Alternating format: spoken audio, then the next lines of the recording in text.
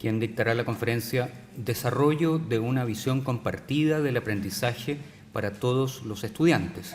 La profesora Miller es educadora diferencial, magíster en psicología y profesora de la Facultad de Educación.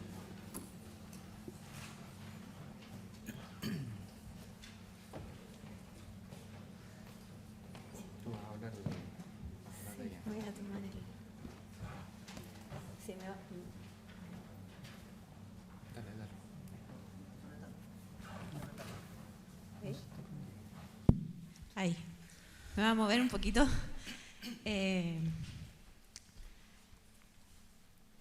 La idea de esta exposición es concentrarnos un poco en uno de los temas que se ha hablado en numerosas oportunidades hoy día en la mañana, que tiene que ver con el desarrollo de una visión compartida.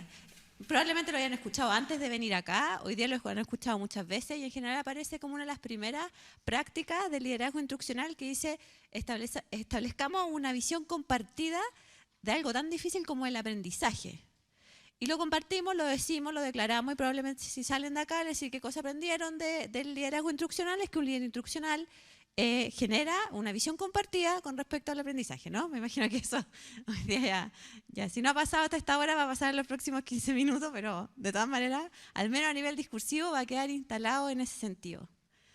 Porque para nosotros, como lo hemos dicho, y en el marco de todas las propuestas que tiene formación de directores la Universidad Católica, el liderazgo está centrado en el aprendizaje y la enseñanza, y nosotros lo declaramos como que lo administrativo está al servicio de lo pedagógico. En general, los directores, que hay algunos acá, como señalaba Paulo al describir a los integrantes de este seminario, muchos que ya ejercen cargos directivos, en general declaran estar absolutamente absorbidos por cuestiones administrativas que lo alejan de ciertas estrategias que pueden ser más estrictamente pedagógicas o reflejar que están preocupados en la enseñanza y el aprendizaje, como son monitorear aprendizaje en sala de clase, revisar pruebas de estudiantes o hacer otro tipo de intervenciones que impliquen llegar al aula directamente. Entonces hoy día me llamaron del DAEM, hoy día no puedo no sé qué, tengo que atender padres, etcétera, las 1000 proyectos que tironean desde los sostenedores, las corporaciones municipales, etcétera. Entonces lo que nosotros les proponemos acá es el desafío de siempre evaluar las decisiones en función de que lo administrativo es una tarea, sí, es parte de la tarea del director, pero lo administrativo al servicio de lo pedagógico. Eso es lo que los invitamos a pensar acá cada vez que evalúen sus decisiones. Cuando tengan que hacer algo, ¿en qué sentido esto apunta a las expectativas de aprendizaje y enseñanza que yo tengo para mi escuela? ¿Y en qué sentido esta decisión que estoy tomando de hacer o dejar de hacer algo apunta en ese sentido? Ya declaró Paulo que ustedes van a trabajar en el curso 1 sobre los estándares, el estándar 1, por eso lo quisiera resaltar, tiene en su centro la visión compartida sobre el aprendizaje y en ese sentido, ahí se corrió el rojito, era sobre la visión de aprendizaje, por eso perdí, una visión compartida sobre el aprendizaje y también lo comparten las prácticas que ha estudiado Vivian Robinson en relación con el liderazgo instruccional, que han hecho metaanálisis acerca de los líderes instruccionales que influyen en los muy osada, porque relacionándolo con resultados de aprendizaje de los estudiantes, y claramente el establecer metas y expectativas relacionadas con el aprendizaje es una de esas prácticas. Y el establecer estas metas y expectativas tiene que ver con qué visión de aprendizaje tenemos en la escuela que estamos dirigiendo, o en el departamento, o en el curso en el que trabajo. Entonces, ¿por qué es tan desafiante, a mi juicio, y lo hemos compartido con varios colegas, si todos estudiamos la mayoría para ser profesores, todos hemos trabajado enseñando, todos tenemos un juicio y una opinión acerca de los aprendizajes, todos tenemos teoría del aprendizaje, ¿por qué puede ser tan desafiante construir una visión de aprendizaje? ¿Y por qué a la vez de desafiante tan necesario? Y en eso quería detenerme un momento, no sé si esto es significativo para ustedes, pero al menos para nosotros que trabajamos, yo hago clases de aprendizaje y desarrollo en la Facultad de Educación, a medida que pasa el tiempo uno se va encontrando desde aprendizaje significativo, por ejemplo. El aprendizaje por descubrimiento, aprendizaje profundo, cada uno con sus autores y sus líneas investigativas, aprendizaje situado, aprendizaje comprensivo, aprendizaje encarnado. Y así podríamos seguir, aprendizaje académico, aprendizaje memorístico, aprendizaje instruccional. O sea, podríamos ponerle mucho apellido al aprendizaje, porque el aprendizaje no es simplemente aprendizaje, sino que siempre tiene un apellido. Ese apellido del aprendizaje es lo que nos hace justamente un desafío como directivos construir la visión compartida de aprendizaje, porque se ha ido complejizando y en el fondo hay una polisemia que dice, bueno, ¿cómo nos ponemos de acuerdo? Hay quienes, además que estas visiones algunas veces están teñidas ideológicamente y tú eres de los de un lado o eres de los del otro, o eres academicista o eres integral, o eres significativo o eres conductista, o eres... Entonces, además nos pasa que en nuestras propias escuelas este profesor tiene esta característica y empezamos a tomar bandos y que se tiñen ideológicamente y que hacen aún más difícil que esa visión compartida después se encarne en metas compartidas, en un currículum compartido, etc. Entonces aquí estamos llegando, cuando hablamos de visión en esta primera parte, en este primer paso, porque también está la idea de este aprendizaje por dominio o aprendizaje general. ¿Podemos hablar de que hay estrategias o formas de aprender general o hay estrategias de dominio específico? Yo aprendo de una manera en matemática, de otra en lenguaje, de otra en arte, de otra en educación física. Entonces, si es así, aquí vamos a llegar a unos acuerdos cuando se habla de construir una visión compartida del aprendizaje. A lo mejor son ciertos acuerdos generales que después cada uno en sus respectivos departamentos tendrá que aterrizar a lo que son los dominios específicos, porque hay harta evidencia de que uno aprende distinto en cada dominio. Pero vamos a llegar a acuerdos generales que después cada uno aterrizará a sus respectivos dominios específicos.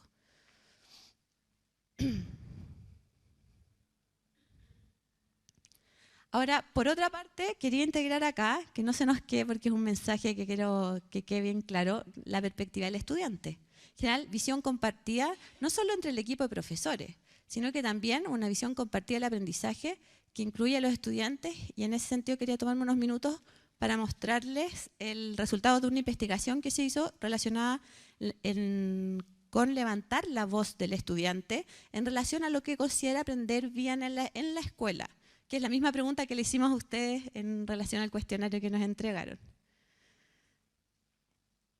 Y en ese aprendizaje en general, esto es la síntesis total, pero probablemente es algo que a ustedes les resulte familiar.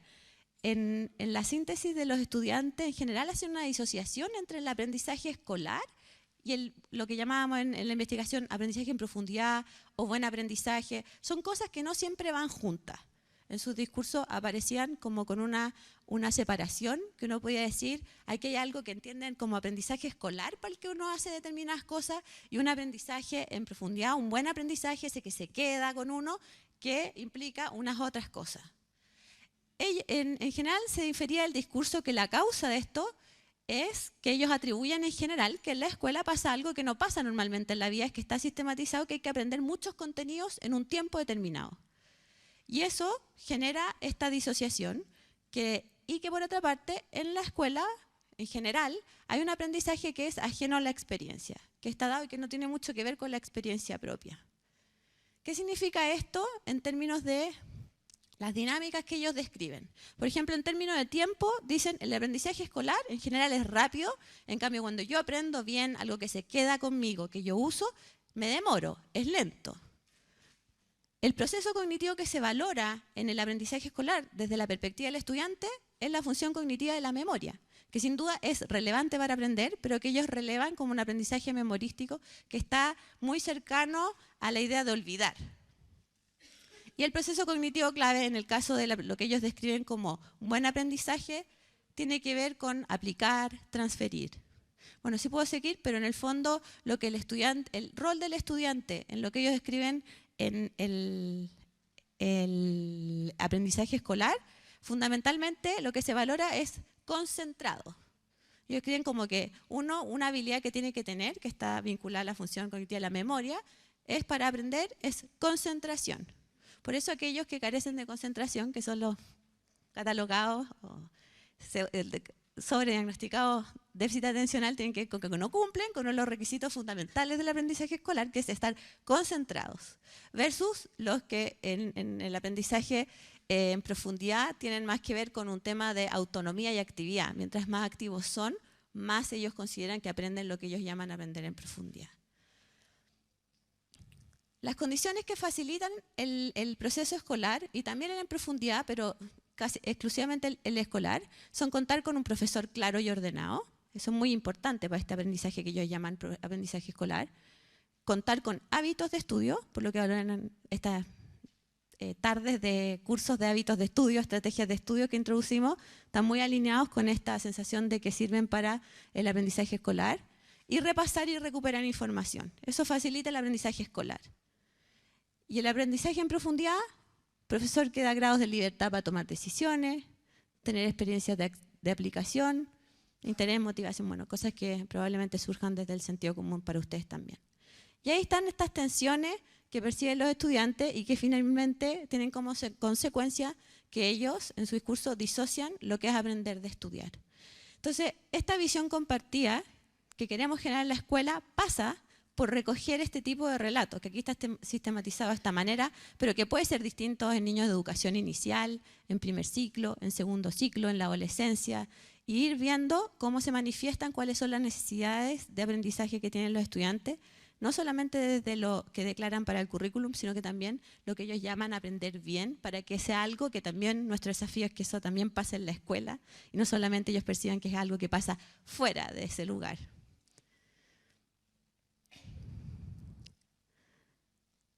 Entonces, en este escenario que les decía yo, donde ahora el aprendizaje tiene apellido, donde a su vez trabajamos con estudiantes, el foco de nuestro aprendizaje, los estudiantes tienen sus propias ideas al respecto, se vuelve muy relevante la idea de tener una visión compartida que indique la primera característica que señaló el decano en la mañana en relación a construir visión. Y la cuarta, que es relacionada a construir visión, pero relacionada con el aprendizaje y la enseñanza, ¿no? Esto no es para que lo lean porque lo tenían en sus manos, el cuestionario que les pusimos recién, porque quería dejarlos hoy con alguna posibilidad de hacer un ejercicio en sus propias escuelas, colegios, centros donde trabajen.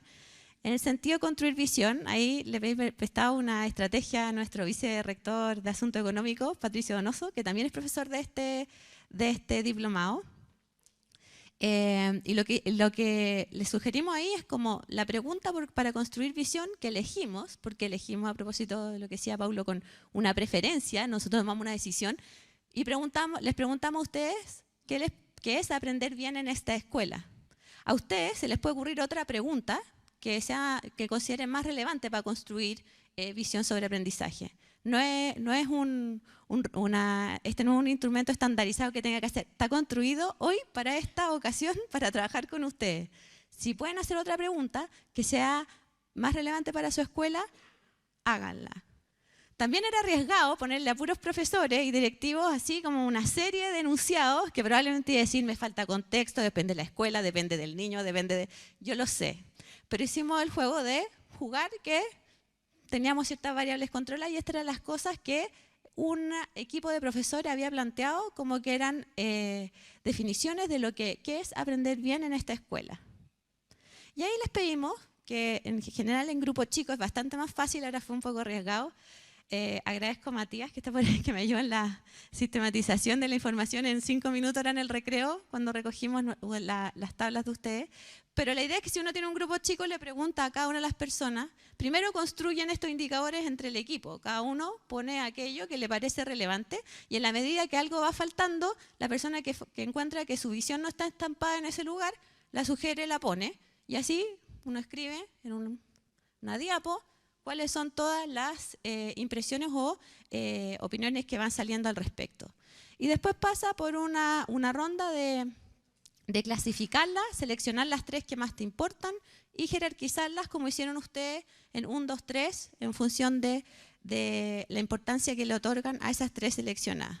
En general uno se da la vuelta y va poniendo los puntajes ahí mismo delante de la gente y se llega a un conteo que... ya sé por qué no venía esta, antes del conteo. Que en el caso que ustedes como directores consideren que en estas opiniones que van saliendo los profesores, ustedes son los guías y también tienen una visión acerca de dónde quieren que vaya la escuela. no va apareciendo o encuentran que desde su perspectiva tienen que desarrollar estrategias de tal forma de que los avances que hay en relación a aprendizaje y desarrollo estén manifestados en las distintas como declaraciones que hacen los participantes del equipo. ¿Me explico? Entonces, por eso, en este caso, mi sugerencia, por ejemplo, uno de los compendios en relación a las investigaciones en aprendizaje que existen en el mercado y que bueno, está en inglés, How People Learn, pero yo les puse abajo cómo uno se puede conseguir capítulos en español. Tienen ahí las investigaciones resumidas, sintetizadas de psicología cognitiva y constructivista, que tienen los hallazgos más importantes del último tiempo, en 6 capítulos, donde hay por dominio específico, algunas bases se llama mente, escuela, mind, brain, experience, mente, cerebro y experiencia. Ahí lo pueden ver en el texto. Y entonces aborda el aprendizaje desde muchas perspectivas. ¿Qué quiero decir con esto? También tiene en español el texto de Psicología Educativa de Woolfolk, que es un buen... O sea, no podría faltar en la biblioteca un director, según yo. Ahora que me toca estar acá, yo no puedo decir, ustedes pueden. Pero tiene toda la síntesis. El de Psicología Educativa tiene actividades para trabajar en consejos de profesores relacionadas con teorías de aprendizaje, muy sintético, y que sirve para justamente que este listado de opciones relacionadas con el aprendizaje no surja solo desde el sentido de la experiencia, sino que también ustedes como directores sean los expertos en aprendizaje y pueden hacer sugerencias que estén basadas en la última evidencia relacionada con cómo aprenden las personas. Estas son sugerencias, probablemente entre ustedes, cómo se van a establecer redes, van a tener tutores, van a participar en foros, se pueden hacer muchas más sugerencias que esta, y es la idea que eso pase en un lugar como este. Pero yo quiero dar el puntapié inicial y les sugiero esto, y ustedes pueden ampliar la sugerencia a sus colegas. ¿Qué pasó hoy? Hoy contestaron 123 personas y nuestros extremos son: aprender bien es poder aplicar los conocimientos en distintos contextos, que es como aprender no es algo muy relacionado con lo que decían los estudiantes, no es algo que solo pasa en la escuela y que si se olvida después no sirve, sino que se supone que yo con lo que aprendo en la escuela debería poder hacer cosas en distintos lugares. El extremo, que era predecible porque era un indicador, aprender bien es poder resolver los ejercicios que plantea el profesor. 0. Podría ser, no sé si yo le hubiera preguntado de sentido común, era un poco predecible que eso pudiese suceder, pero quiero que este PowerPoint va a estar disponible, le demos una vuelta porque muchas veces cuando uno hace caminatas de aula, se mete a la sala de clase, ve las pruebas de los niños o lo que dicen los niños acerca de cómo los evalúan, probablemente si yo pregunto, muchos de los niños, si yo voy y le pregunto qué es lo que es aprender, ¿para qué estás haciendo esto? Yo estoy en una sala, todos están haciendo lo mismo, yo le pregunto, ¿qué estás haciendo? Resolviendo un ejercicio. ¿Para qué? Para que el profesor me lo corrija. Yo diría que en ese sentido, bueno, Paulo ha hecho investigación en ese tema también, más fenomenológico. Si uno hace esa encuesta, probablemente lo que pasa con los niños estaría mucho más cerca de la alternativa que sacó 0 puntos, ¿no? Entonces, eso jamás lo vamos a declarar en una visión. Jamás vamos a decir que aprender es poder resolver ejercicio del profesor. Pero cuando evaluamos eventos en nuestra escuela, cuando nos metemos a la sala de clase y cuando le preguntamos a los niños, a lo mejor estamos más cerca de eso que de aprender bien es poder aplicar conocimiento en distintos contextos. ¿Por qué? Porque no hay tiempo, contexto, los profesores se tendrían que poner de acuerdo, en qué momento se ponen de acuerdo, cómo planificamos, etc.